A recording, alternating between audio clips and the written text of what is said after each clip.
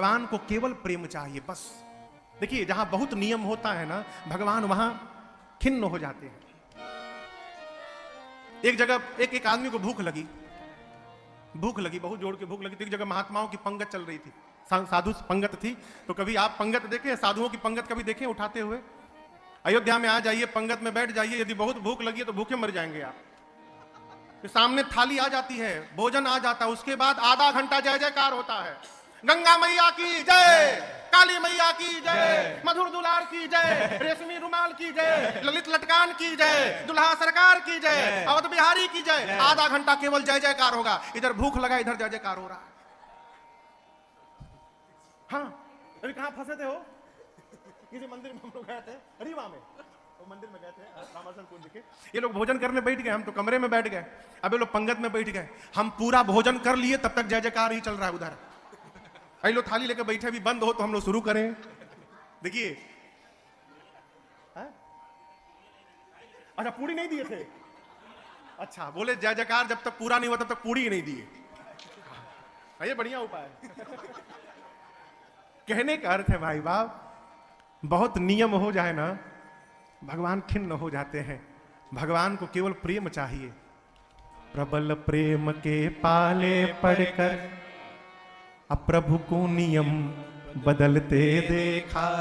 अपना मान टले टल जाए, पर जन का मान न टलते। ये प्रेम का परिणाम है। भगवान केवल प्रेम से प्राप्त होंगे। इसलिए मेरी प्रार्थना है, भगवान को प्रेम करिए। मंदिर वाले भगवान को बाद में करिए, घर वाले भगवान को पहले प्रेम करिए। बाहर के भगवान बहुत बढ़िया लगता है, अपने घर वाले भगवान कमजोर है का? यदि घर वाले भगवान में निष्ठा जागृत हो गई तो बाहर वाले भगवान घर के भीतर प्रकट होकर दर्शन देंगे आपको। किसी महापुरुष ने कहा कि तीर्थाटन कम करो, भगवान का नाम जपो। घर में बैठकर इतना नाम जप कर लो कि नाम जप के प्रभाव से तुम्हारा घर ही तीर्थ बन जाए और लोग तुम्हारे घर का दर्शन करने आने लगे। ये जप की सार्थकता है। प्रेम करिए, ऐसा प्रेम करिए कि भगवान प्रकट हो जाए। मीराबाई को लोगों ने मंदिर के भीतर जाते देखा था, बस। मीराबाई किसी त्रेता में नहीं जन्म ली थी, किसी द्वापर में और सतयुग में जन्म नहीं ली थी, इसी कलयुग में जन्म ली थी जहां हमने आपने जन्म लिया है। सुने है ना? छोटी सी बिटिया थी हो मीराबाई, छोटी सी बिटिया।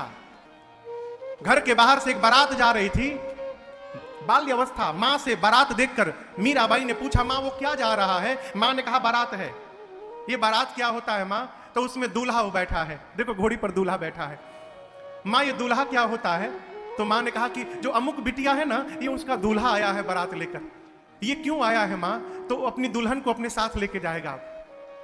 छोटी सी बिटिया मीराबाई ने कहा, मां मेरा दूल्हा कब आएगा? मेरा दूल्हा मेरा बारात लेके कब आएगा? मेरा दूल्हा कहां है मां? बेटी के मन के भाव को रखने के लिए मां ने मीराबाई के हाथ को पकड़ा और ठाकुर द्वारी में ले जाकर कन्हैया की मूर्ति को दिखा करके केवल इतना कह दिया कि यही तेरा दूल्हा है, एक दिन तुझे ले जाने के लिए आएगा। बचपन में मां के मुख से निकले इस वाक्य को मीराबाई ने सत्य मान लिया, सत्य मान लिया। परिणाम क्या हुआ?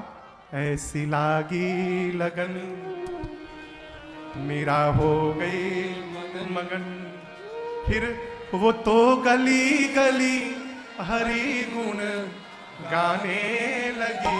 ऐसी लागी लगन मीरा हो गई मगन, ऐसी लागी लगन मीरा हो गई मगन, वो तो गली गली हरि गुण गाने लगी।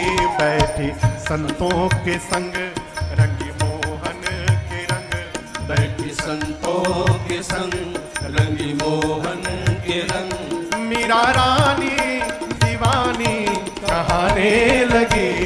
ऐसी लगी लगन मीरा हो गई मगन, ऐसी लगी लगन मीरा हो गई मगन। लगन लग गया हो, मान लिया कि यही मेरा पति है। विवाह के बाद राणा ने जहर का प्याला भेजा।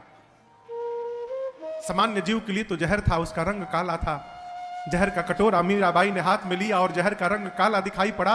मीराबाई नाचने लगी, ये काला जहर नहीं है, ये काला मेरा सांवरिया मुझे लेने आया है। और मीराबाइया ने मोहन का नाम लेकर पी लिया। कुछ नहीं हुआ, कुछ नहीं हुआ। मीराबाई को अंत में लोगों ने मंदिर के भीतर जाते देखा, कन्हैया के मंदिर के भीतर गई, मंदिर का पट बंद हुआ। बहुत देर तक जब पट गेट नहीं खुला तो लोगों ने गेट को तोड़ा, भीतर जाकर देखा मीराबाई नहीं थी। कहां चली गई हो?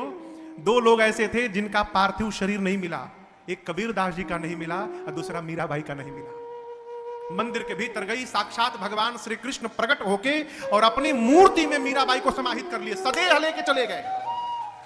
सबकी तो आत्मा जाती है, मीराबाई को भगवान शरीर के साथ लेके चले गए, शरीर नहीं मिला। कलयुग में यदि मीरा को भगवान मिल सकते हैं, हमको आपको क्यों नहीं मिल सकते हैं? नहीं मिल रहे हैं, इसका केवल एक अर्थ है, हम भगवान को प्रेम नहीं करते, हम भगवान से व्यापार करते हैं। ये काम कर दोगे इतना मिठाई चढ़ाऊंगा, नहीं करोगे देखने भी नहीं आऊंगा। ये प्रेम नहीं है, ये व्यापार है। प्रेम क्या है जानते हैं? राजी हैं हम उसी में जिसमें तेरी रजा। ये प्रेम है। प्रेम कभी बाध्य नहीं कर सकता, प्रेम कभी विवश नहीं कर सकता। आगे सुनिएगा, प्रेम कभी मांग नहीं सकता। आब गई आदर गयो नैनन गयो स्नेह, ये तीनों तब ही गयो जब ही कहा कछुदेव। समझ रहे हैं आप? तुलसीदास जी कहते, तुलसी कर पर कर करो, कर तर कर न करो, जा दिन कर तर कर करो, ता दिन मरण भयो। कर तर कर न करो, तुलसी कर पर कर करो, यानी तुलसी कर के ऊपर कर करो। ऊपर वाला देता है, नीचे वाला लेता है।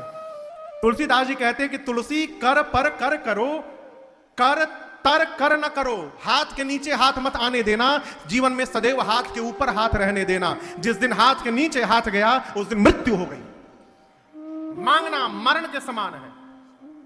और प्रेम जिससे करते हैं उससे मांगते नहीं है, उस पर न्यौछावर करते हैं। भगवान को प्रेम करने वाला भगवान से मांग ही नहीं सकता। क्यों? प्रेम मांगने को नहीं सिखाता, प्रेम अर्पण करने को सिखाता है, प्रेम तर्पण करने को सिखाता है, और प्रेम अंत में समर्पण करने को सिखाता है। यह प्रेम का सिद्धांत है।